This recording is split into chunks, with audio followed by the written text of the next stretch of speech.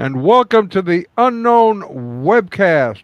This is just a bit of a trigger warning for those who believe words are more injurious than sticks and stones. I really am so conservative I can't turn left even when I'm driving. In addition to giving trigger warnings to our viewers, Ron Hensel and I both drink coffee for your Yes, protection. we do. This week, our friend Dr. Vaughn Mancha joins us to explain that epigenetics, I can't even say it, epigenetics eclipses Neo-Darwinism. My name is Don Vino. I'm president of Midwest Christian Outreach Inc. in Wonder Lake, Illinois, which produces the Unknown Webcast, and our researcher is Ron Hensel, who I think is going Yeah. to introduce today's sponsors. Why do you think that?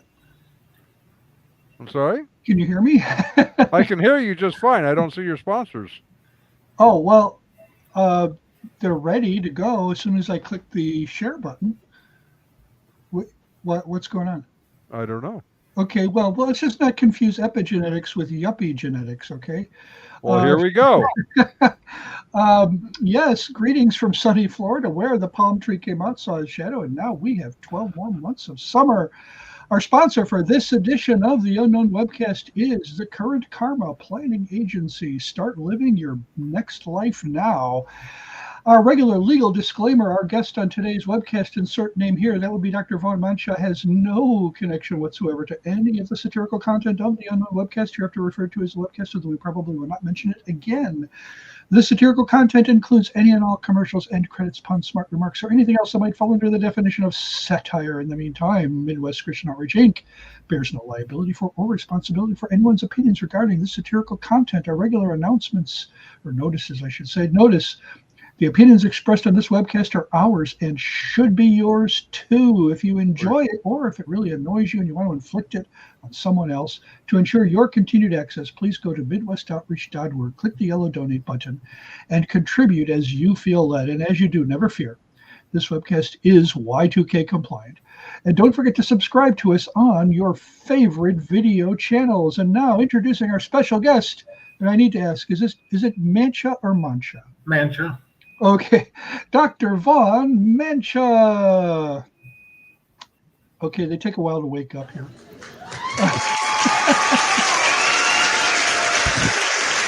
Okay, yes. So, I should have asked that before we began. Thank you for coming, Dr. Mancha. You're welcome. So your name reminds me of a Broadway play. You've heard it of is. It. Yeah. Man of La Mancha. No, yeah. La Mancha is a province in Spain. People say La Mancha, so they're used to that, but you pronounce it Mancha. Well, if seeing his face live here is not sufficient, we do have a photo of him, Dr. Vaughn Mancha. Biology, Mancha, BS. A BS. You're full of BS? Oh, have a B. Oh, okay. Yeah. FSU, degree in medicine, UAB. What is UAB? University of Alabama, Birmingham. University of Alabama, boarded in family practice, medical research scientist. That's what I like the best part, is a medical research scientist. So we're glad to have you back. We had you here once before, and Ron and you kind of carried the whole thing, which was good for me. Yeah. Because I'm not so scientifically inclined, maybe. We don't have yuppie genetics here. We just have epigenetics. And yeah, I was fascinated because, I mean, my wheels are turning because, actually this isn't something that I usually get involved in. But when I saw Ben Stein's, Expelled, and I saw the video presentations of the internal workings of a cell, that was mind-blowing. And when you started explaining epigenetics, it was probably less surprising to me because of those presentations that this is the case, that there's just so much information packed into DNA, stuff that we used to think of as junk DNA. Correct. Yeah. Yeah. In fact, when that movie was made, the main theme was that they're squelching research in the universities.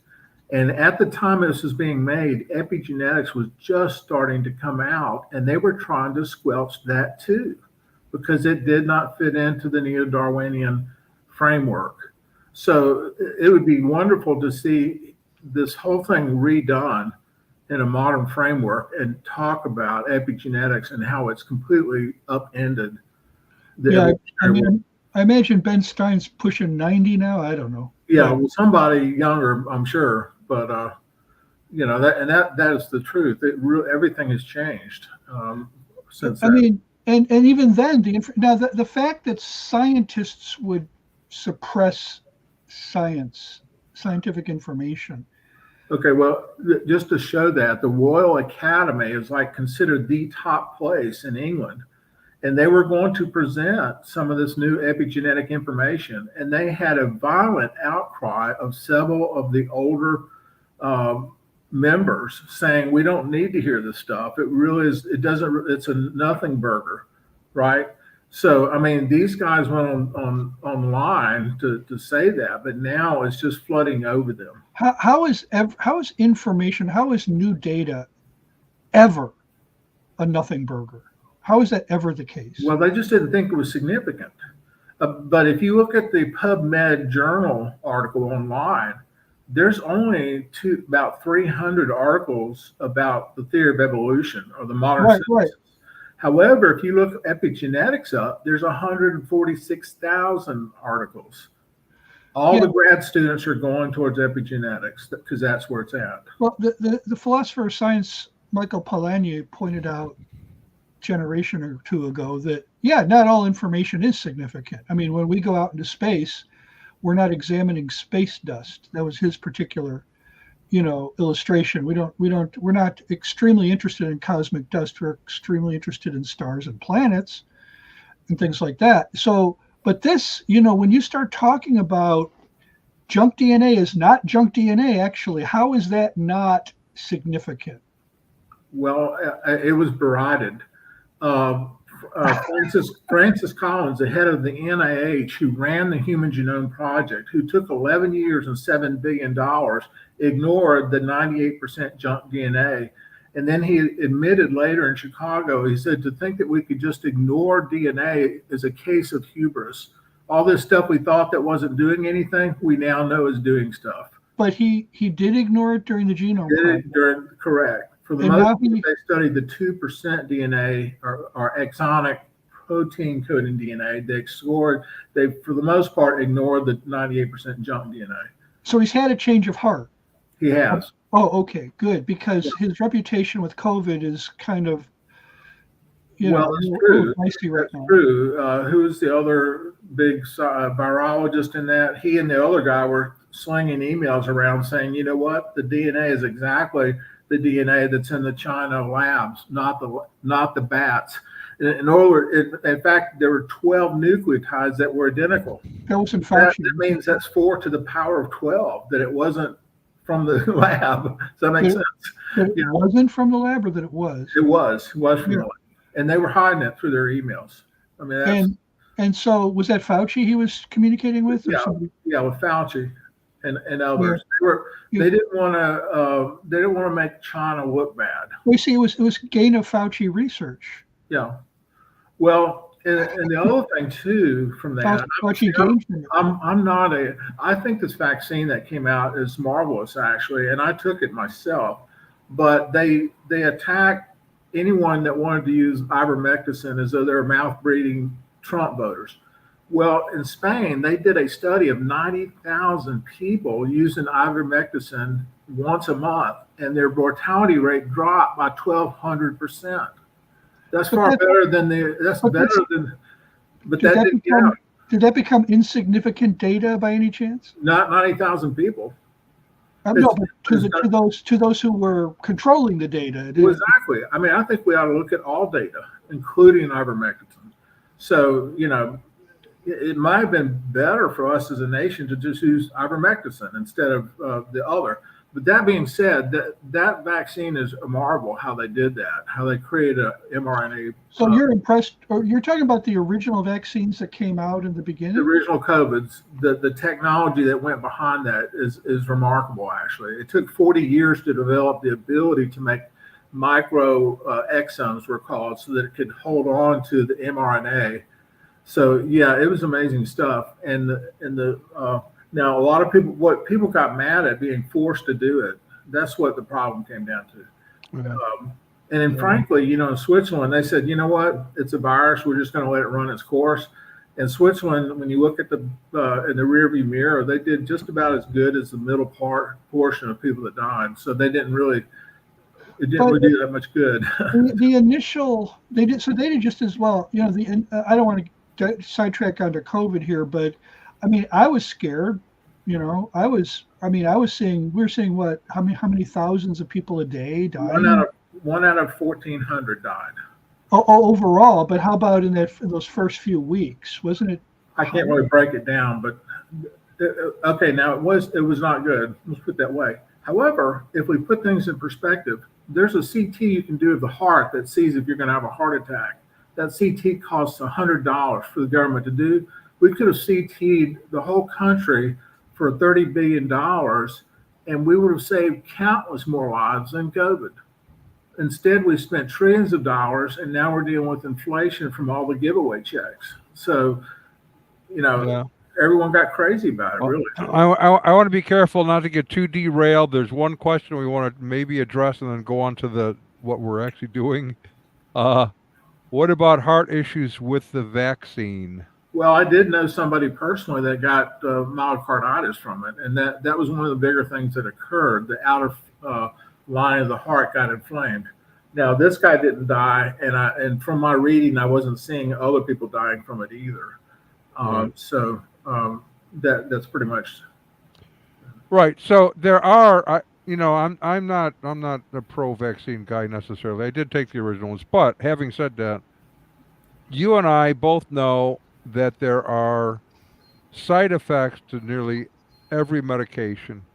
In fact, every time they're going to prescribe something to my wife, we look at all the side effects because it's probably certain she's going to get most of them. So, and that is the same here. There are side effects. Now, are they greater than others? I don't know. I'm not a doctor. I'm happy being able to take aspirin every once in a while. But we have a couple of photos we want to start with, and you can tell us why these photos are important. I think we're going to do that. There we go. Okay. Well, the person on the left is named Jean-Baptiste Lamarck. He lived 50 years before the gentleman on the right, Charles Darwin. Darwin admired him greatly, and he actually quoted Lamarck 20 times in his Origin of Species book. Lamarck was the first person to really write a book on evolution. He felt that the things that occur to us today are actually passed on to our kids. And this is something that Neo-Darwinism completely rejected. Darwin accepted it, but Neo-Darwinism didn't. He also is a creationist. He felt like God started it off, and he makes a famous quote that says, if God's great enough to create everything, he's also great enough to create a few things and give them the empowerment to evolve into other things. And he might actually be right. And that's what we're starting to look at the biology of today. That maybe there was a bunch of stuff in the start, and then it went from there. But Lamarck, a book came out called Lamarck's Revenge a couple of years ago. Yeah, and this guy, Peter Ward, who's a tremendous writer and paleontologist, basically said that Neo-Darwinism is blown up because Lamarck was right all those years ago, and they ignored him. So that's why I'm going to talk about him. Okay. Now we have Darwin, of course. If you want to go back one slide, everybody knows Darwin. And now his significance was, now he was not an experimental person. He did some breeding of orchids and other things like that, but he didn't really use the scientific method. He just kind of looked at things and made up an overall synthesis that he thought explains things. And basically at the root of it, he noticed things would change, and that maybe if these changed beings mated with another being, that a stronger being would come out and it would survive according to survival of the fittest. The problem was he didn't know what made things change, and that's in the DNA and the epigenetics, and that was a total mystery to him. Now, he kind of thought that things merged together. So if you imagine a couple pea pods, one's green and one's yellow, he imagined they would merge together in an amalgamous color. If you go back to the slide, I'm going to show you. Go back to the original slide. No, the next slide. Okay. You got it. The guy on the left lived at the same time as Charles Darwin. His name is Gregory Mendel. He's a priest, as you can see by his collar, an Anglican one. In fact, his convent allowed him to use several other priests to do experiments. Mendel did 2,500 experiments with plants. It's the greatest example of the scientific method for the first time. I mean, you had Newton who did experiments, but not 2,500. And he was making peas predominantly. But he noticed when you made a green and a yellow pea, it didn't just come out as an amalgamous color like Darwin was predicted, but it came out as a distinctive green and yellow, which means that traits are specific and designed, and they go from generation to generation, and they'll spring back out. He was right. Darwin was wrong.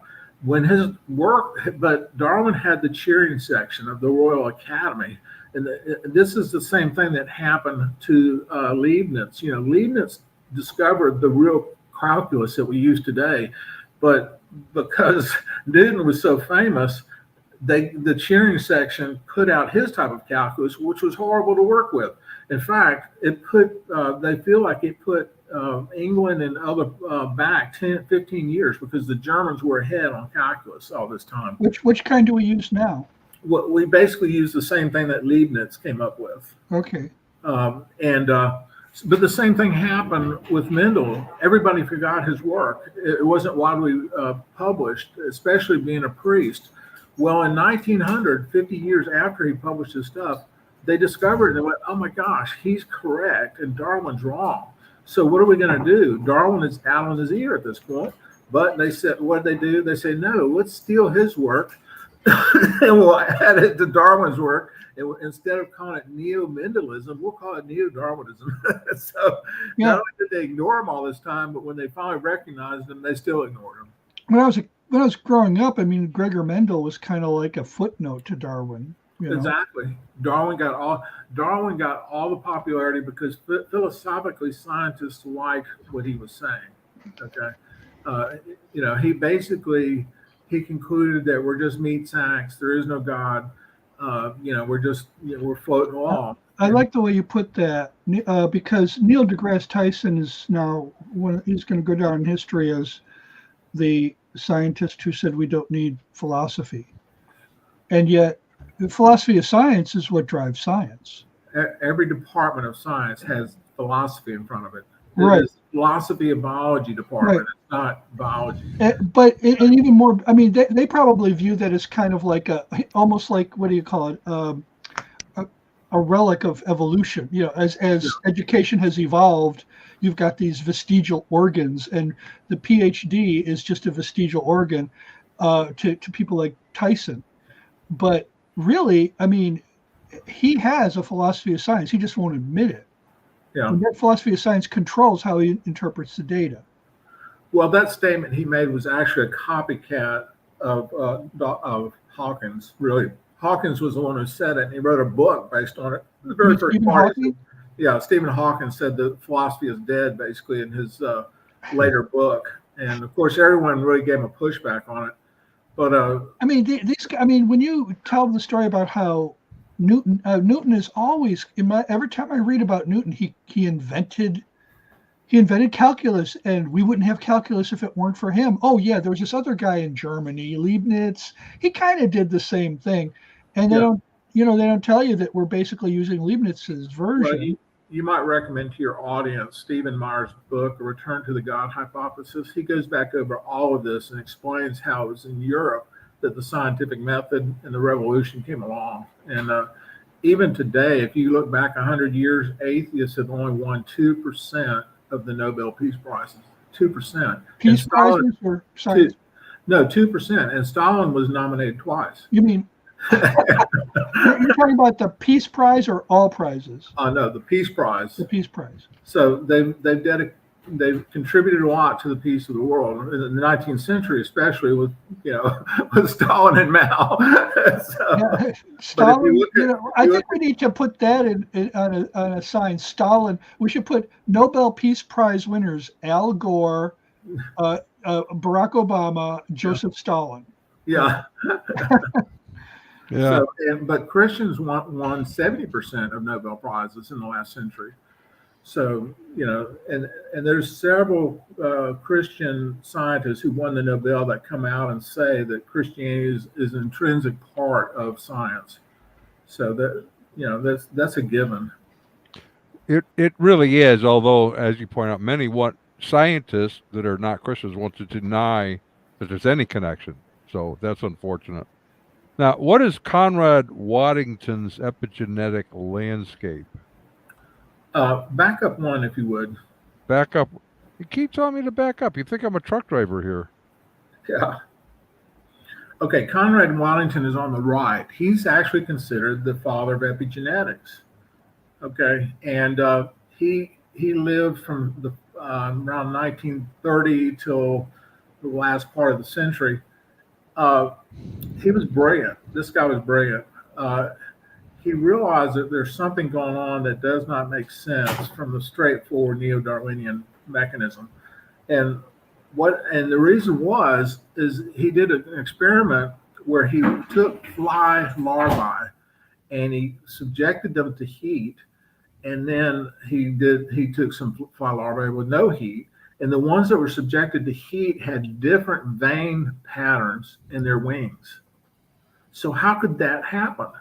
It means that the ability to create that is in the wings, and it's a response to the environment. It's not a slow mutation over time that caused this, but it popped out. And he convinced a lot of people at that time to go towards epigenetics. These were the naturalists at the time. But the reductionists that were Neo-Darwinian folks didn't want to go that way. He wrote a letter to Nature Journal, which is the most prestigious journal in the world, in 1942, the very year that the remake of Neo-Darwinism came out, called The Modern Synthesis. And he said, I doubt that even the most studious geneticist is going to be happy just counting random mutations by the natural selective. So he came out then and said, this is ridiculous. Just random mutations by the natural selective is not going to yield stuff. You want to figure out what's causing these wings to be like they are. It's incontrovertible. He just didn't have the stuff that we have now. It took 60 years before we discovered these tags on top of the DNA. And we'll discuss them. That if you want to show that his diagram. Okay. I can sure do that.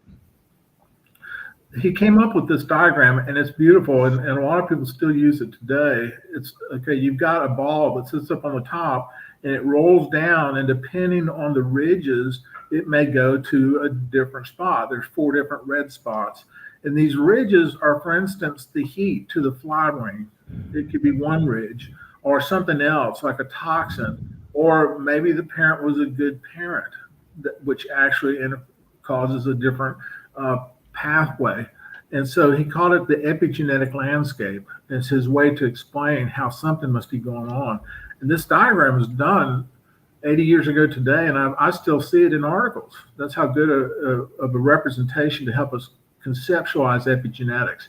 So epigenetics takes a fixed structure, and it can go different ways depending on how we react with our environment. And we can get to the next slide. Next slide, okay. Yeah. Okay, now I've put 2 things here to show one of the mistakes we made. On the left-hand side, we see Francis Crick's DNA, and he created what's called the central dogma. He called it the central dogma because he was putting a thumb in the eye to the Catholic Church, basically. It's calling it a dogma. So he's discovered the DNA. We know the DNA goes to RNA, and that RNA goes to protein. Now, that RNA is what they made the vaccine out of, right? But if a mutation occurs in the DNA when it's being replicated, then it causes a different RNA and it causes a different protein.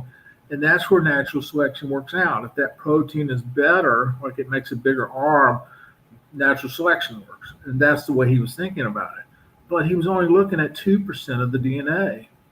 On the right-hand side of the picture, we see a much closer representation of the way things are. On the very bottom of it, we see 2%. The DNA going to protein is only 2%, but then there's this junk DNA, which is 90%, and it's coding for what we call non-coding RNA. And it's changed everything. The articles that are coming out on how non-coding RNA controls the rest of it are breathtaking. So their whole model was based on the wrong idea, and a large part of it was because of Francis Crick, who, by the way, was a flaming atheist. Right. One of the things he said, you must be sure that when you see the complexity of the biological system, it's not design, it's evolution. Well, he also believed in panspermia, didn't he? Well, and that's an interesting honesty on his part. He realized that the DNA is so complex, it couldn't just occur here over no many billions of years. So Right. it must have come from outer space. The only problem is that's just putting it down the field, because Right. somewhere else it had to come from, So it's even Well, and in essence, all he really did was move the problem somewhere else back in history that we can't get to. Not only did he move it somewhere else, but what are the odds of reproducible DNA surviving Through an space. interstellar space trip? No, and they have looked at a lot of interstellar junk coming out from meteors and others, and they're not even getting all the nucleotides and all the proteins, much less whole DNA molecules. So it's just, I mean, it's just ridiculous. burning up in the atmosphere. What's going to protect it from that? Well, and then but the cosmic rays in space. it's absurd. Yeah, really. When you talked about non-coding DNA, or that's what is non-coding DNA?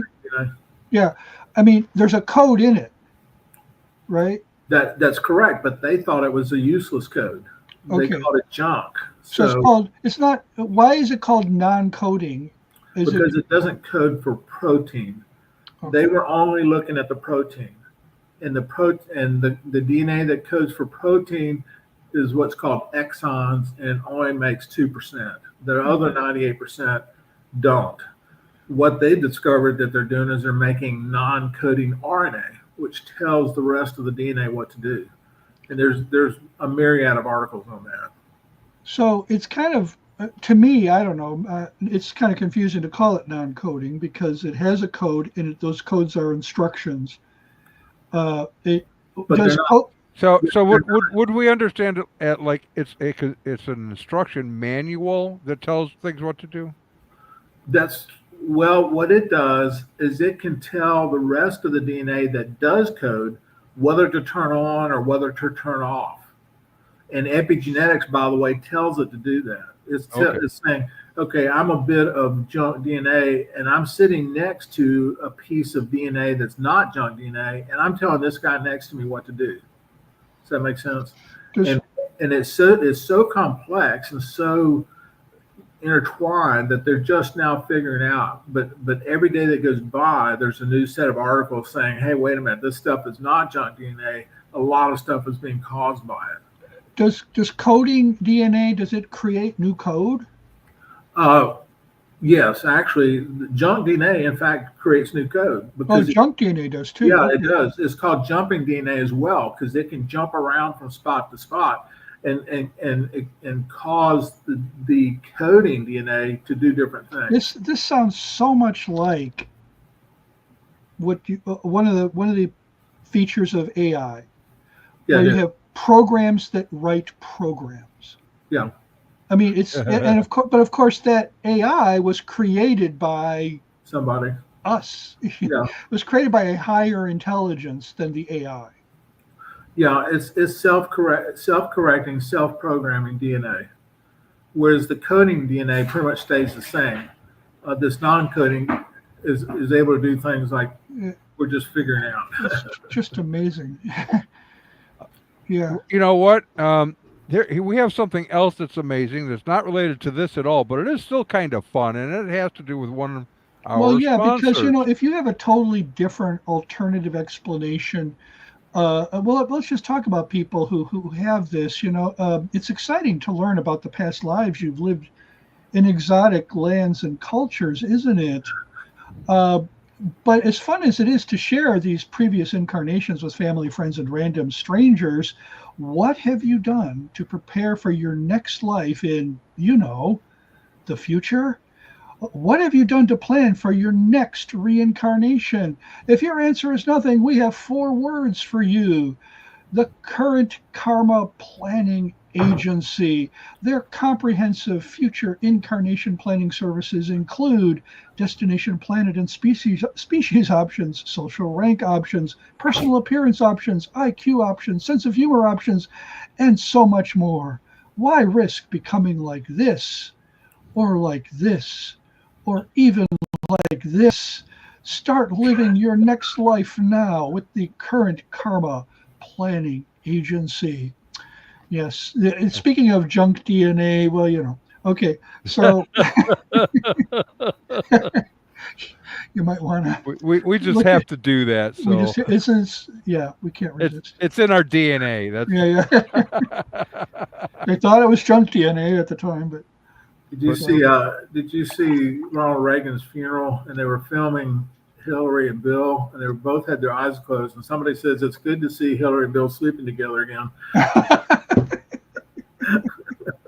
No, I kind of missed that one. Now we have a slide here. I'm assuming we're doing this one next. It seems to be about bees or something. Bee about bees. Well, taking to the account, we were talking about the 2% of the DNA that does the coding, and there's the 98% that does it.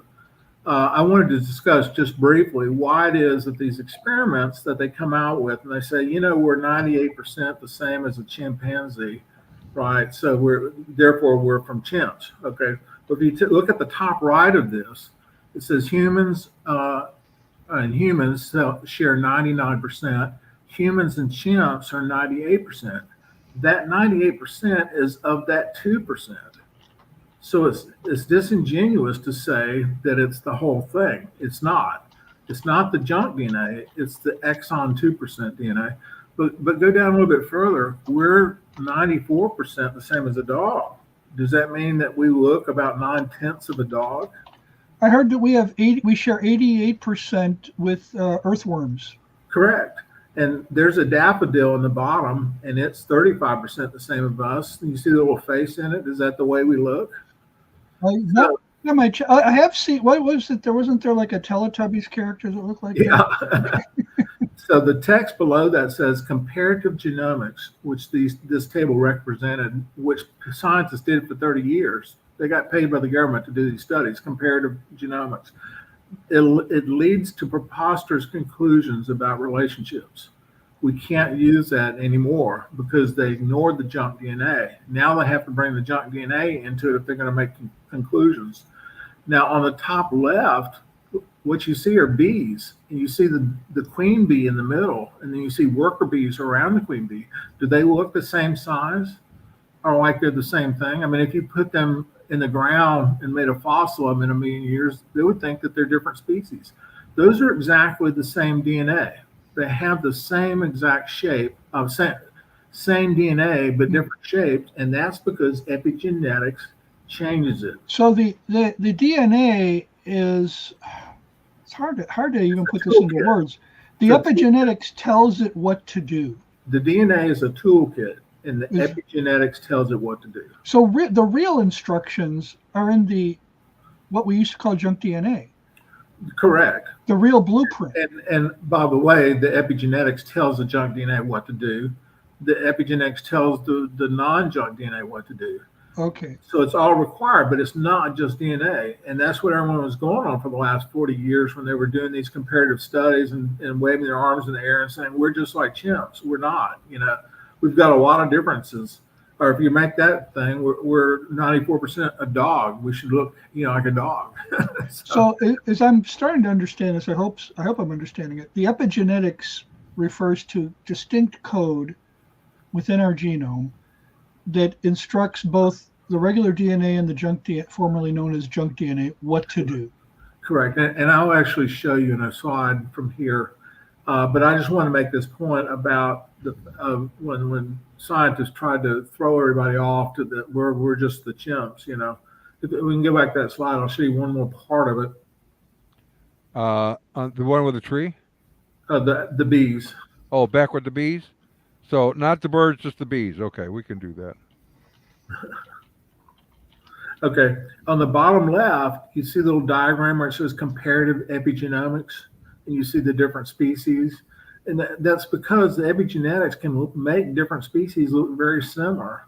So we have to do what's called comparative epigenomics to get the full story. The comparative genomics of the past was misleading. It came up with these, like you said, the worm and us being set 80%. You have to do the epigenetics for this to work. So we can go to the next slide then. So I'm understanding what you're saying. As we look at this, we have a bird, and then we have me. No, that's a methyl. That's an epigenetic tag, basically. It's not you. It's not you, Don. It's not you. It's me. I mean, it's methyl. It's you. It's you. It's not me. Okay, I'm glad of that. I was worried about that because I didn't want to be like you. Oh my! We're never going to get this stuff if we keep joking. Okay. So also another point I wanted to point out is that Darwin drew on a napkin the tree of life as this branching thing. And even till today, the scientists are trying to prove a tree of life. But this junk DNA, which moves around so much in all the organisms' DNA, completely make this impossible. In fact, they're only about able to get 1% of all the DNA to make any kind of a tree, and it's not, it's just not working. This scientist wrote an article called "The Tree of 1%," and so really they have their heart set on that because of comparative genomics, but there's no way to do. Instead, what we have is a bush of life on the right, which you can see the phylogenetic tree, which looks like a furry bush. And that's what we're finding when we do these studies. And that's because of junk DNA. So junk DNA has screwed up everything for them, if you would. When you talk about the active suppression, or I should say active suppression of this information, it reminds me of something that happened in my life. And I don't, tell me if you think this is a good comparison or analogy, or maybe even just illustration of what they're doing. I was a sophomore in high school. I was an agnostic. And I was in biology class, high school biology, and our teacher was a good teacher. So it could be hard to stay awake for sometimes, but this is back in the days of overhead projectors and overhead sheets, and a lot of it was review. Okay, so he shows us the circulatory system. Of course, the circulatory system goes throughout your entire body. If you didn't have it, you'd die. He shows us next class or a couple of classes later, he shows us the nervous system. The nervous system is a very complex system like the circulatory. It goes all throughout your entire body. If you didn't have it, you'd die. Shows us the respiratory system. It's pretty complicated. It's hooked up to the circulatory system. If you didn't have it, you'd die. And then he showed me something I'd never seen before, a diagram of the lymphatic system. Or if I had seen it, I didn't remember. But I remember he put that up there, and it's a complicated system.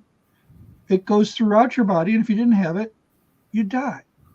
And the minute he showed me that, I thought, how did this just happen?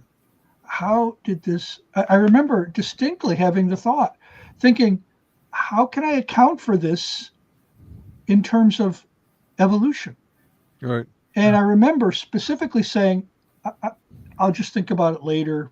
I'm not going to think about it right now. I'm sure somebody has an explanation for this.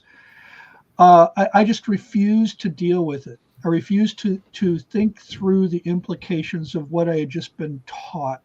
Does this sound like what they're doing? Well, I wanted to stay an agnostic. I wanted Yeah, you have 40 trillion cells in your body, and these 40 trillion cells have to do the right thing at the right time. Every time. That's guided by epigenetics. So epigenetics is causing the lymphatic cells, Right. causing the heart cells. Right. Yeah, and I mean, I'm asking, like, I saw this. To me, I'm looking back now with the hindsight of being a Christian, of believing the Bible, of and saying I was suppressing the truth and unrighteousness. I was seeing the clear evidence that God built into nature, and I was refusing to deal with it. And what's sad is when you take biology in college or get a degree in it, they're teaching this intricate stuff, and then they turn around and say it all happened by accident. Right. And which is, to me, I mean, when I took biology 101, my first course, and I looked at the DNA and I said, DNA's got 4 letters. That means the 3 trillion letters in our DNA is 4 to the power of 3 trillion. The odds of that, PATC, yeah. At that point, I realized, even before I took evolution, I realized something's wrong with this theory. And I latched on to Moto Kamura's neutral theory of evolution, which made at least more sense than. So you were a Christian at this time? Or? Yeah, I was. See, I wasn't, and I was looking at it saying, this can't mean what it seems to mean. I'm just not going to go there. I'm not going to let my mind go there. And when I look at these scientists who are suppressing the data, what I'm thinking is they don't want our minds to go there. Right. And they're not letting their minds go there because they want to figure out an explanation somehow that leaves God out. I wouldn't say they suppress the data. I would say that they suppress the implications of the data. Yeah. So but they to me, when you say, let's not talk about it, let's not have this as part of our conference, let's not have journal articles about this, you might not be intending to suppress data, but you end up doing that, don't you? Okay, well, say you were a scientist and you said you studied, in addition to biology, information systems, and said, okay, what are the odds of this occurring? They could do paper after paper saying the odds of this occurring are extremely rare. Right. They would not get put into Nature Journal or any of the other ones. Because to them that's irrelevant. Because it's not that it's irrelevant, but it's a passive thing that says, you're a creationist then. Well, what I mean by irrelevant is to them, it's like, it doesn't matter if the odds are low. It still happened. They still assume it happened. Well, they use the argument of ignorance, basically. They say, well, maybe over billions of years this would work out, but it would literally take trillions of years. And Fred Hoyle, a very famous atheist who wrote a book about Neo-Darwinism, how it doesn't work, he just did the math. He's a straightforward mathematician. Said, this does not work out, guys. I don't want to believe in God, but I can't believe in this. Yeah. At least he was honest. There's few that are like that. Right. So then we have also theory of evolution: random mutations, no mutations, epitags. What is it that we want to know about that?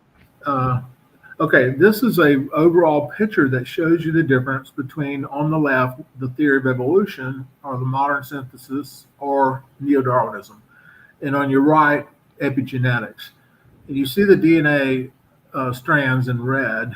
You go from the top to the lower, and you see the golden star. That's a mutation being done to the DNA.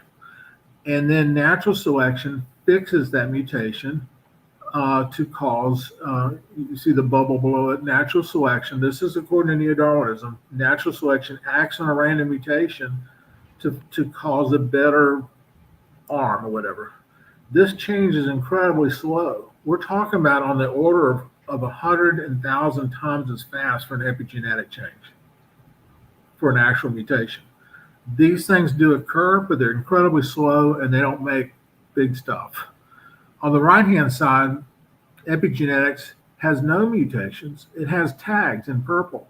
The little tags that I'll show in the next thing as well sit on top of the DNA. They do no mutations. Therefore, since there's no mutations, by definition, there's no natural selection.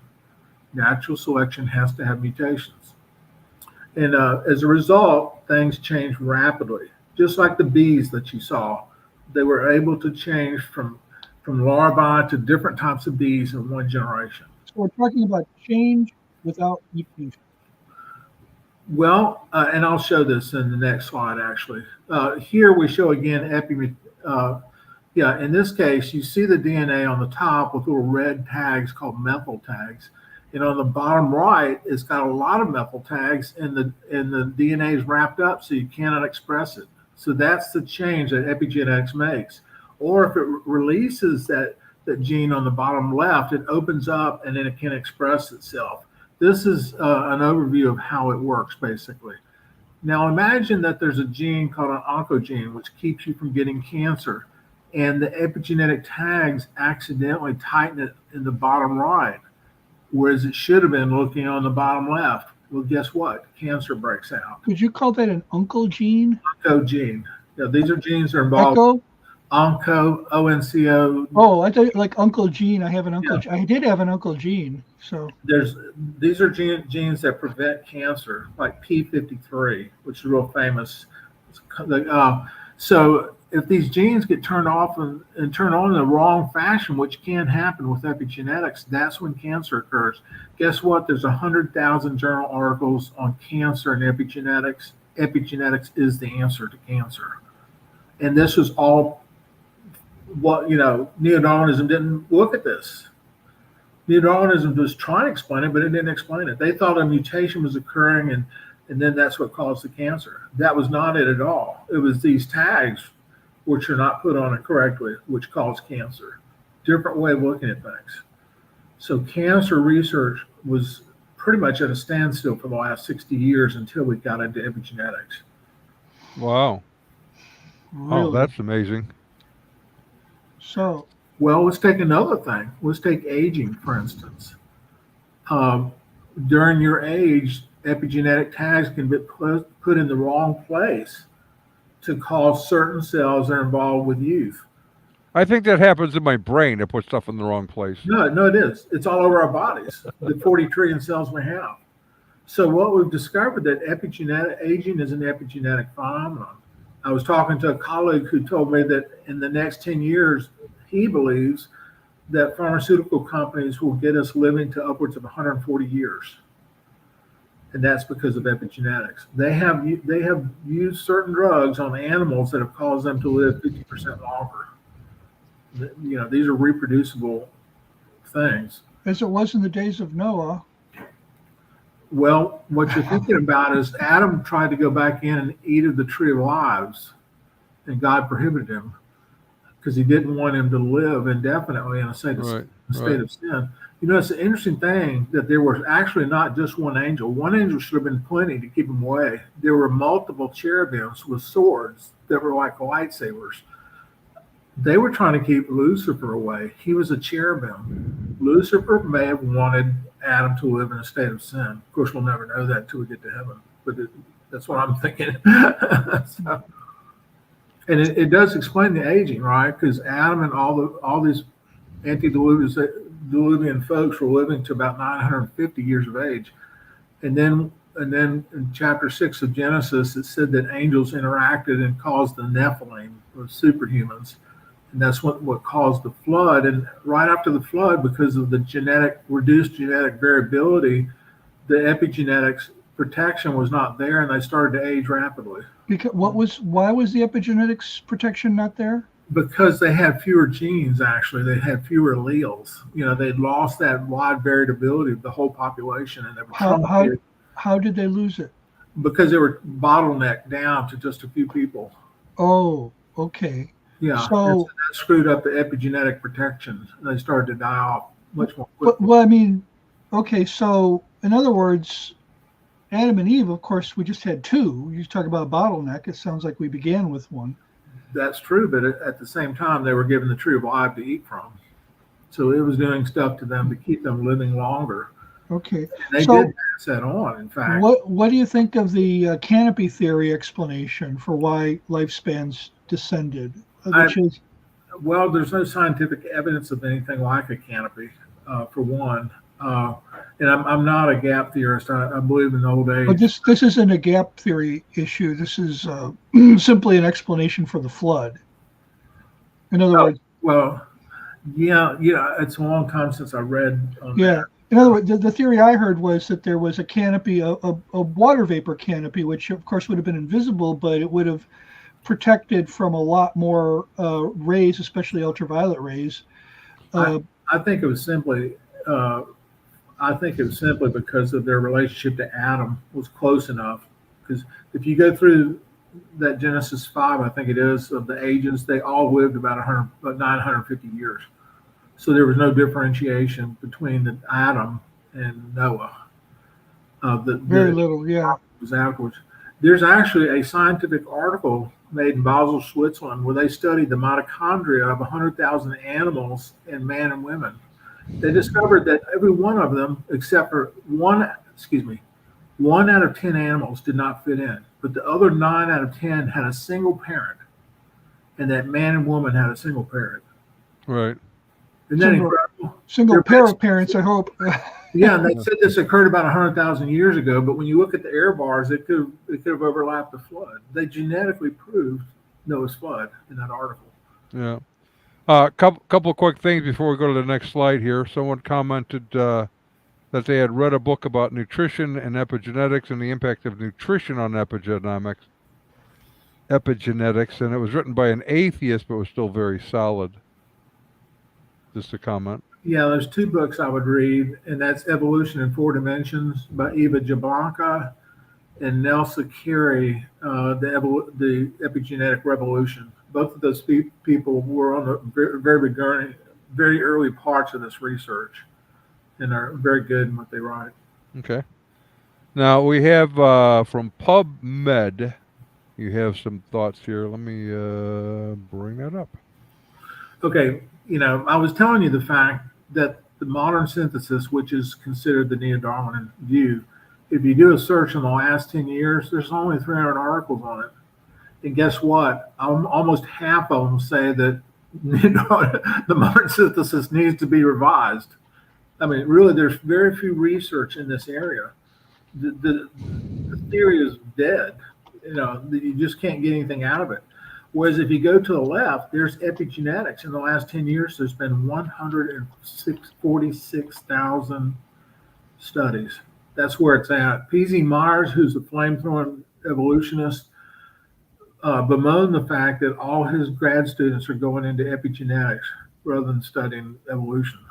Because it's a dead end. There's really nothing to be made there, But can you imagine? I mean, if you can say I could work for a company that might make us live 30 years longer, or I can solve cancer because I'm studying the right mechanism for the first time, or I can sit there and beat the drum of Neo-Darwinism. And it's just the older guys are dying out and the younger ones are coming along.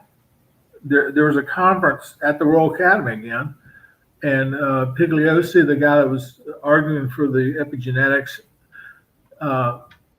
someone said, this looks like a culture war between the older Neo-Darwinists and the younger and the guys that believe in epigenetics. He said, yeah, it's a culture war, and it's a war we're going to win. And half the audience broke out clapping. That never would have happened when I was in college. If he tried to say Darwin is wrong, nobody would have clapped. Right. They're basically saying Darwin's wrong. So, I mean, this happens in every branch of academia where you have these conferences and people get together and they argue, sometimes passionately, for one side or another. And you can argue, you can say there were all kinds of personal factors, ego factors that play into this. But it seems to me that whether you're at a theology conference or in this particular case, a biological evolutionary conference, you've got something underneath the surface going on in both of those. I think there's a vertical dimension that is at play that isn't necessarily at play if you're just at a conference of people who speculate whether Shakespeare really ever lived. What's at stake in the existence of Shakespeare? Maybe to some people it's a big deal, but there's a lot at stake with the existence of God. A lot more. Yeah. Right. That's It's true. eternal. It is very true, and they're realizing it. I mean, basically, this is justifying everything from intelligent design to other ideas, and the fact that the Neo-Darwinism or the modern synthesis is no longer a valid theory.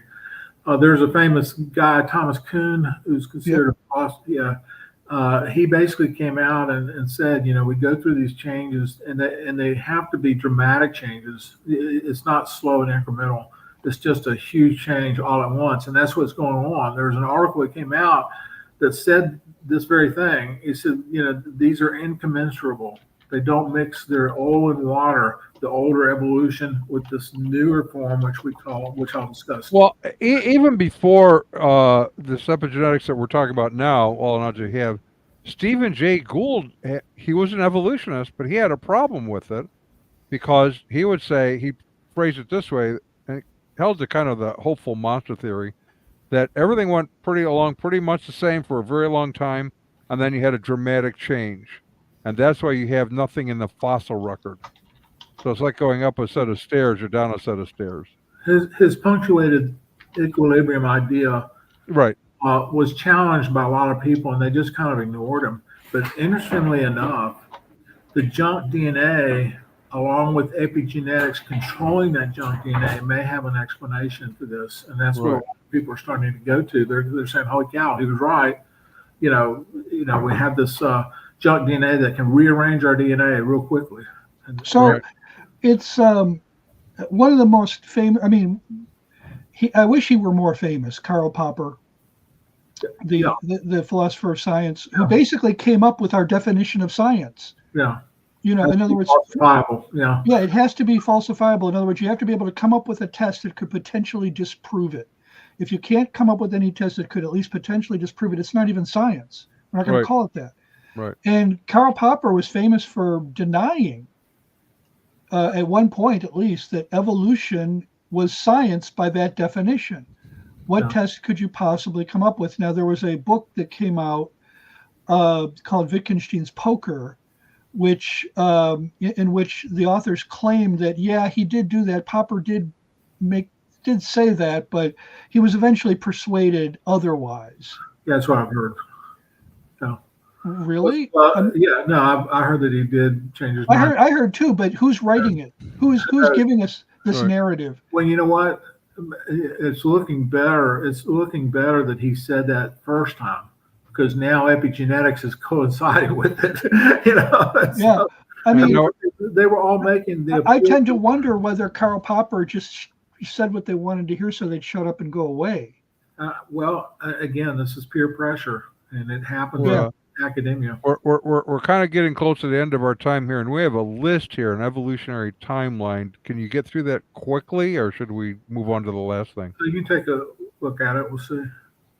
Okay, we're going to do that. There we go.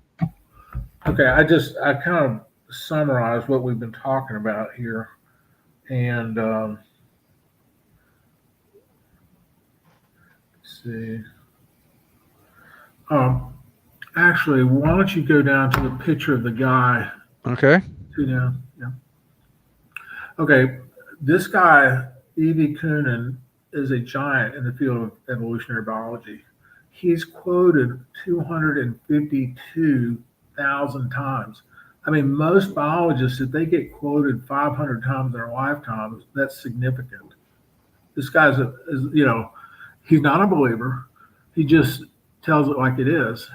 And in this meeting that they had, which was 150th anniversary of Darwin's book, this is about 9 years ago, he said the summary of the state of affairs on the 150th anniversary of the origin of species is somewhat shocking.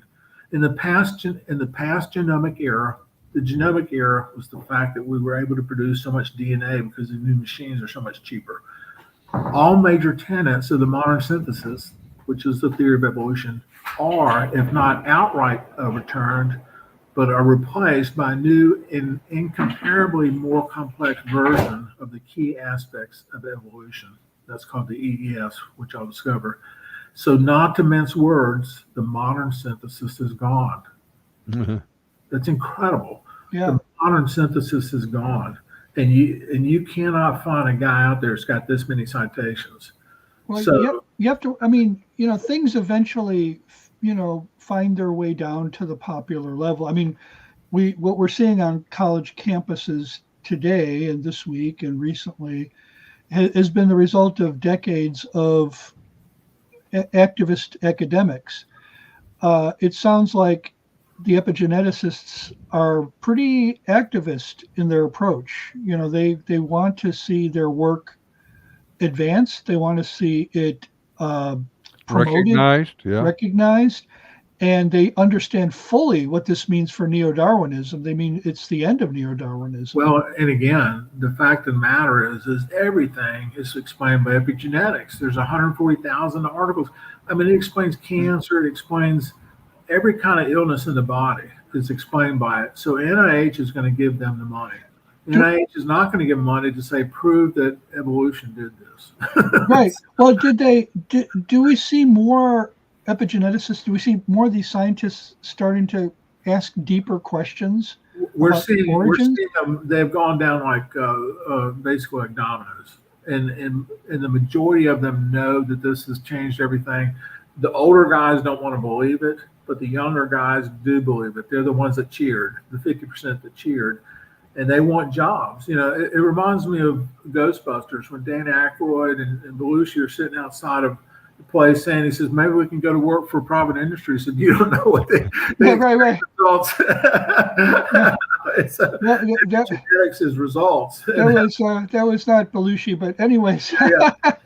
But the Bill Murray, yeah.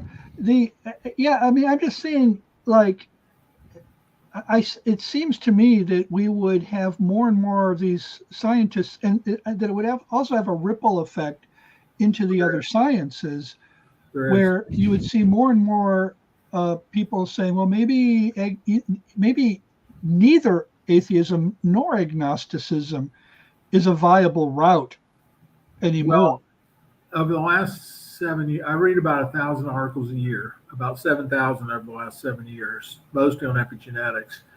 You don't really see people coming out with any kind of religious statements based on epigenetics.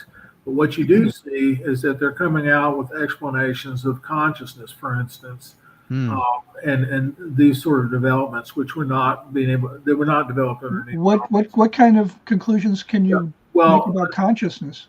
Well, they feel like consciousness has a large epigenetic component to it.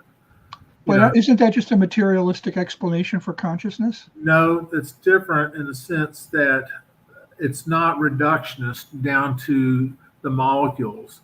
It's an emergent feature which they recognize exists, and so they're using the word teleology. Actually, teleology, right?